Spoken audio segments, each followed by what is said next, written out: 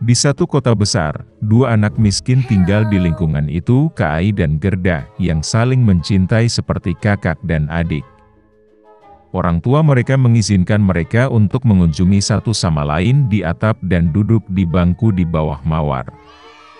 Di musim panas, mereka menghabiskan seluruh waktu mereka di sini, menciptakan permainan yang berbeda, dan di musim dingin mereka senang duduk di dekat perapian yang hangat dan mendengarkan kisah-kisah menakjubkan yang sering diceritakan nenek mereka kepada mereka. Suatu ketika anak-anak melihat buku bergambar, Kai merasakan sesuatu menusuk mata dan hatinya. Ini adalah pecahan cermin dari Nyonya yang berkuasa, Ratu Salju. Sejak itu, perilaku bocah lelaki itu berubah secara dramatis. Dia menjadi pemarah, kasar, dan kejam. Suatu hari, Kai pergi tobogan dan tidak pernah kembali. Ketika Gerda mengetahui tentang hilangnya Kai, dia menangis lama sekali.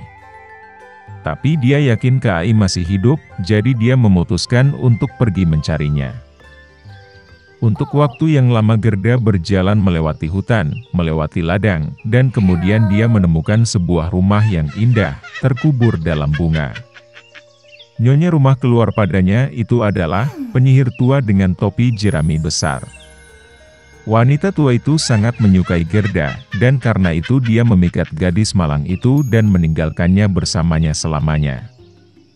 Gerda lupa tentang tujuan perjalanannya, dan menghabiskan banyak waktu bermain di taman indah dari Nyonya rumah yang ramah. Suatu kali dia secara tidak sengaja melihat mawar, dan mengingat Kai, dan segera bangun dari sihir, pergi ke jalan. Dalam perjalanan, Gerda bertemu seekor gagak pintar yang besar. Dia memberitahu gadis itu bahwa dia mengenal seorang putri yang akan menikah, dan tunangannya sangat mirip dengan Kai. Burung gagak setuju untuk membawa Gerda kepadanya. Begitu sampai di istana, Gerda berhasil melihat calon pangeran. Sayangnya, itu bukan Kai.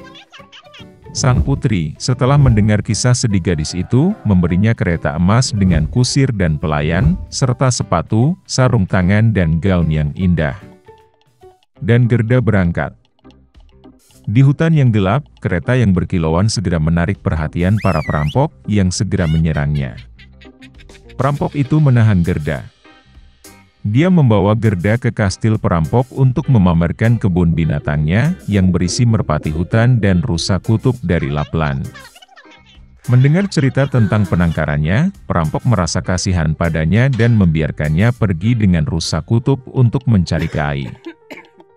Rusa kutub membawa gadis itu ke wanita tua Lapland, yang menghangatkan dan memberi makan gadis yang kelelahan itu. Dia menulis beberapa patah kata pada cat kering kepada temannya Finn, yang tinggal di dekat istana Ratu Salju, meminta untuk membantu gadis itu.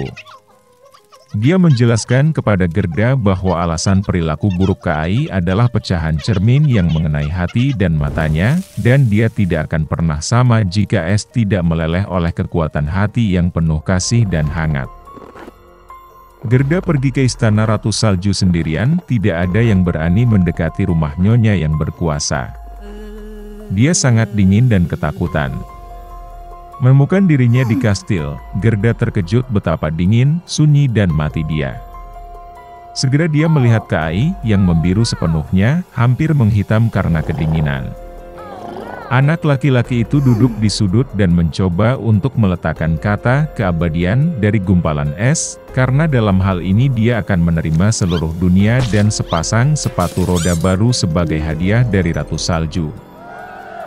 Gerda bergegas menghampiri Kai, memeluknya erat dan menangis. Dengan air matanya yang panas, ia melelehkan serpihan yang menempel di hati bocah itu. Setelah mengangkatnya, Kai juga mulai menangis, dan pecahan kedua mengalir dari matanya bersamaan dengan air mata. Betapa bahagianya mereka melihat satu sama lain. Tapi tidak ada waktu untuk bersukacita. Mereka harus keluar dari istana es sebelum Ratu Salju kembali. Saat Kai dan Gerda akhirnya keluar dari kerajaan Ratu Salju, mereka bergegas pulang. Dalam perjalanan pulang, mereka bertemu dengan semua teman yang membantu Gerda dalam pencariannya. Di rumah, mawar mekar favorit mereka menunggu mereka, dan semua yang terjadi segera dilupakan oleh mereka, seperti mimpi yang berat. Dahulu kala, di sebuah desa yang jauh hiduplah seorang gadis malang, Karen, bersama ibunya. Di musim panas dia harus berjalan tanpa alas kaki, dan di musim dingin dengan sepatu kayu yang kasar, yang sangat menggosok kakinya. Dan suatu hari seorang wanita tua pembuat sepatu menjahit sepatu Karen dari sobekan kain merah. Dia membawakan gadis itu hadiah tepat pada hari ibu Karen masuk surga. Dan gadis malang itu tidak punya pilihan selain memakai sepatu baru untuk pemakaman. Meskipun sepatu merah sama sekali tidak cocok untuk berkabung, Karen tidak punya yang lain. Pada saat ini, sebuah kereta tua besar sedang melewati desa, dan di dalamnya ada seorang wanita penting. Dia melihat gadis itu, merasa kasihan padanya dan memutuskan untuk membawanya pulang. Selama bertahun-tahun Karen tinggal bersama seorang wanita dan tidak pernah melepas sepatu merah favoritnya. Tetapi gadis itu telah tumbuh pesat dan sekarang saatnya untuk membeli sepatu barunya. Jadi, wanita itu membawa Karen ke toko. Wanita itu sudah tua, dan karena itu tidak bisa melihat sepasang sepatu yang benar. Kemudian dia meminta Karen untuk memilih sepatu hitam paling sederhana untuk dipakai ke gereja. Tapi di etalase toko ada sepatu merah cerah. Mereka persis seperti yang pernah dibuat pembuat sepatu untuk Karen. Maka gadis itu memberitahu wanita itu bahwa dia telah memilih sepatu yang paling sederhana, dan nyonya dengan senang hati membayarnya. Hari Minggu tiba, dan wanita tua itu memerintahkan Karen untuk bersiap-siap ke gereja. Nyonya menyuruh gadis itu untuk berpakaian sopan dan terkendali. Tetapi Karen sangat ingin memakai sepatu baru sehingga dia tidak bisa menahan diri dan pergi ke gereja dengan sepatu merah. Dan semua orang dalam kebaktian sesekali memandang kaki Karen. Setelah makan malam, wanita itu mengetahui dari orang-orang bahwa Karen datang dengan sepatu merah. Wanita itu tidak tahan dengan rasa malu dan memutuskan untuk pulang lebih awal. Tetapi seorang prajurit tua sedang menunggu mereka di gerbang gereja. Dia membungkuk dalam-dalam kepada para wanita, melihat sepatu merah itu dan mulai memuji mereka tidak seperti sebelumnya. Karen menari dengan gembira, dan kemudian kakinya mulai menari sendiri, seolah-olah sepatu itu memiliki semacam kekuatan magis. Gadis itu ketakutan, dia ingin melepaskan sepatunya, tetapi sepatu itu ketat. Sepatu itu melekat kuat di kakinya, dan Karen harus menari. Dia menari melintasi ladang dan padang rumput, saat hujan dan cuaca cerah, baik di malam maupun siang hari. Dan kemudian pada suatu malam gadis itu menemukan dirinya berada di tepi hutan, gelap dan menakutkan di sekelilingnya. Tiba-tiba cahaya putih membutakan Karen. Itu adalah malaikat berjubah putih panjang. Di belakang bahunya ada sayap besar yang turun ke tanah. Dia menatap gadis itu dengan tegas dan berkata bahwa karena penipuan, kebanggaan dan ketidaktaatannya, dia akan menari untuk selamanya sampai dia layu seperti mumi. Sebelum Karen sempat mengucapkan sepatah kata pun, sepatu itu menangkapnya dan menuntunnya. Untuk waktu yang lama, sepatu gadis itu dikenakan di atas batu, menembus semak belukar dan semak duri. Duri tajam menusuk kaki Karen dan mencakarnya hingga berdarah. Dan kemudian dia menari ke rumah kecil terpencil milik penjaga hutan. Gadis itu duduk di teras dan menangis dengan getir. Dia berhasil bertobat dari ketidaktaatannya dan yang terpenting ingin meminta maaf kepada wanita itu. Ketika Rimbawan mendengar gadis itu menangis, dia merasa kasihan padanya dan memutuskan untuk membantu. Kemudian dia mengambil gunting perak dan memotong sepatu merah itu.